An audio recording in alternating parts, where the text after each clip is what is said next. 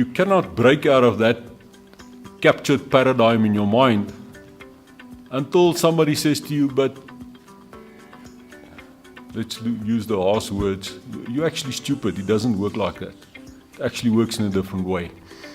And that is what young, radical, disruptive engineers do, is they say to the world, listen guys, you may have thought things works this way, actually it doesn't.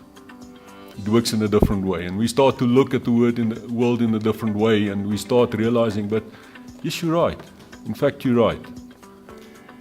And so even me and Stan adapts to the new world sometimes. But it's critically important that we look at everything that we do in a critical way and say, is that the best way? In the way that we've just spoken about education, for example. Is the way that we bring up our kids, is that the best way? Or is there a better way that we can do it? And we should be asking that question every day. I want to quote a Professor van Biljon, which very few of you and probably nobody will remember, which was at Takkies the leading mind of a lot of the very advanced labs that you will find and did find at Pretoria University. He spoke about teaching engineers. And he said, you know what? The only thing as a professor of engineering that I need to do is to light the fire.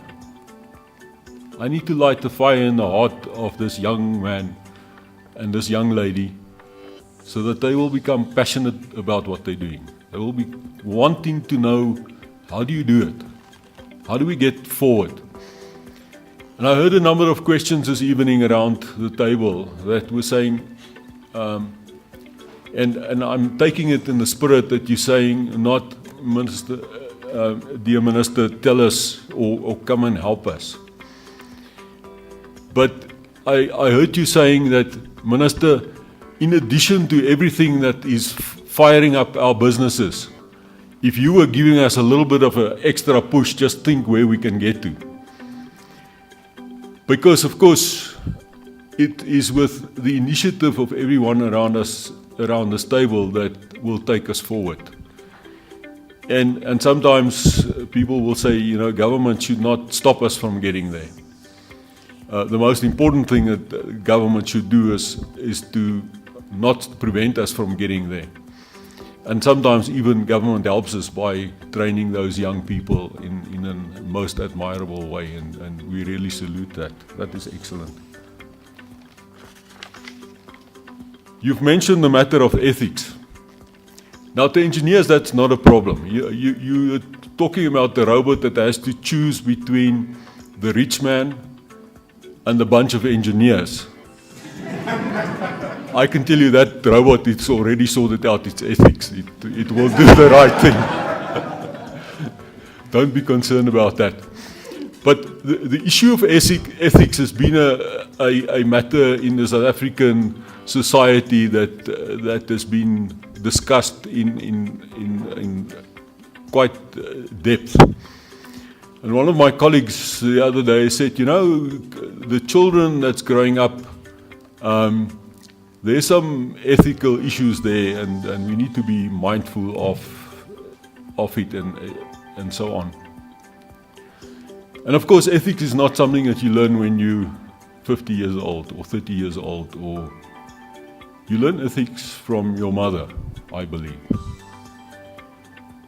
And one of the things that I would just touch on in my address next week is the very important role that ladies play, not only as engineers but also as mothers, and the society and how we bring up our children, the fathers of our children and so on. And you mentioned it, Minister, that we are holistic people. And as societies, we should move forward. And very much in the past, we've had disruptive forces around our societies, and we should think fundamentally of how we build our societies more strong than before, because that is where the fabric of society is created. The education, the young people which is capable and strong. That is what we need to develop.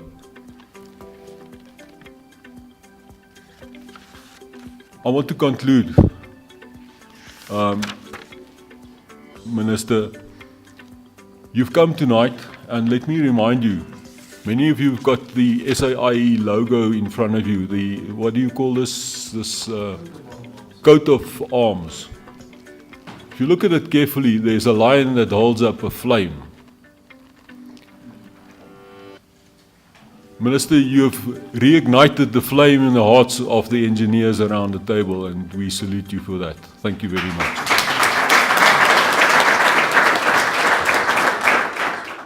The President-elect and I are graduates of the University of Victoria.